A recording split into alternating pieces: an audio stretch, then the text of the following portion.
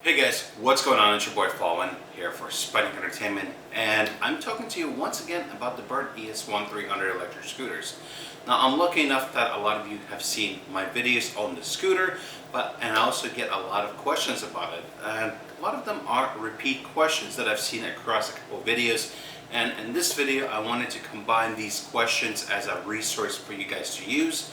And if you have any additional questions, I might do a part 2 about the scooter and some of the commonly asked questions in the future. Now, the number one question that I still get to this day is that, was I able to figure out how to connect the scooter to an app, or if there's an app for the scooter that works? Now, the short answer is no. Now, I have looked all over the internet, I have looked on YouTube, Reddit, etc. And the short answer is that you need to have a flash board. Now, every once in a while you hear about a story that someone gets a scooter that has no problem connecting it to an app, but I have tested over a dozen apps. And what happens is that these apps do see a scooter as a valid scooter on their apps, and after you try to connect to them, shortly afterwards it disconnects. Now, the flash board will set you back anywhere from $18 to $25. That's the range I've seen it on places like eBay, Newegg, and overall across the internet. Now, why would you want to consider buying a flash board? First of all, it's going to give you that app control functionality. So you can control it to the official Ninebot app or some of the third-party apps. And with that, you can set your scooter on 3 different modes. You can keep track of your scooter. You can do software updates with it. You can be part of the Ninebot community, etc. Now, the number one thing is that if you do plan on getting a flash board, buy yourself an external battery, because I've heard some horror stories is that people buy flash board and then their scooters becoming short-circuited just because of the power and how it flows.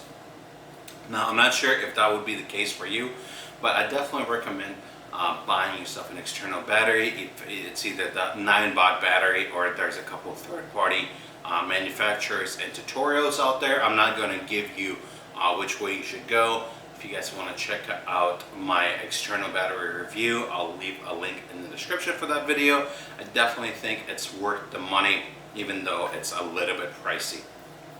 Now, the second question I get a lot is that, have I seen any performance droppage or any major issues? Because as you guys know, I had the scooter since roughly May 10th of this year.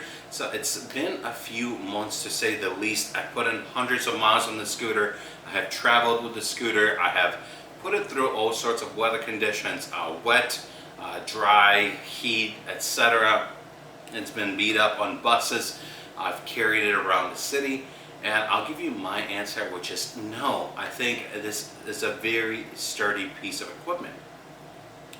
Now, yes, it is heavy, it is a little bit cumbersome, because especially it's not a folding scooter, it is a solid scooter. But as you guys might have seen in the previous videos, I've talked about the scooter, is that many people experience issues with folding scooters, not a solid piece of scooter. Now, of course, you can unscrew the scooter and make it into 2 different parts, but it's definitely not meant to do though. It's meant to be put it together and you keep it as a solid build.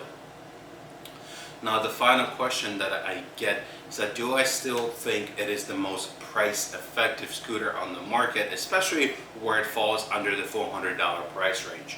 Now, as I told you guys, you can buy this scooter brand new in your local Sam's Club, Walmart, or even Costco for $400 if they're running any sorts of specials. I've seen some people buy it as low as $300. So think about it, you're buying an electronic or electric vehicle for $300 to $400 that can be used by either kids or adults. I've seen them be used by a lot of different people, young, old, bigger, smaller, etc., and they're all enjoying it. I definitely say that it's in the top 5 scooters from the research that I have done. Of course, there is a lot of Chinese manufacturers that are trying to keep up with the Ninebot series of scooters and how smart priced they are. Swagtron scooters is definitely being one of them. And I actually had a chance to quickly test it out by one of the individuals I know, but I personally prefer the Bird ES1-300. I definitely want to do some side-by-side comparisons in a future video. So let me give you my final thoughts on it.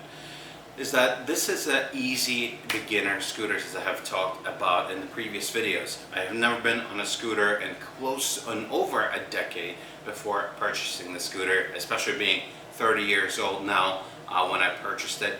I think it's very easy to set up and use. The only thing I don't like is how short the internal wires are. So if you're constantly planning on taking it apart and rebuilding it, that's my only concern, is that how much on wear and tear you're putting on those internal components of the scooter. Because if one of those wires tears or rips, etc., I feel like this might be bye-bye to the scooter. I have probably put the scooter apart and together close to 10 different times, and knocking on wood, no major issue.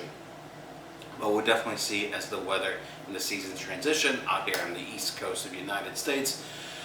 Well, the only other thing that I have found a little bit cumbersome is that dealing with potholes or any sort of branches, stakes, etc. you might see on the road. These scooters don't have the biggest of wheels, and being in New York City, sometimes you come across either stakes, branches, potholes, as I mentioned before, and any sort of traction deterring obstacles you might come across on the road can definitely make your scooter swear a little bit. And that's my only concern, is that make sure that you try to be on an even or flat surface if you take the scooter out. It's definitely my favorite scooter. Please let me know if you have any questions about the scooter, and I'll see you in the next video. You guys can let me know if you do, either in the comment section or on social media, which you can find all the links in the description. We're wrapping up today's week of videos, guys, and I'm very excited for everything we have in store. I'm sorry that some of the videos this week have been a little bit strange, but there is a reason for that. There is a reason to our madness. Stay tuned to find out, and I'll see you in the next one.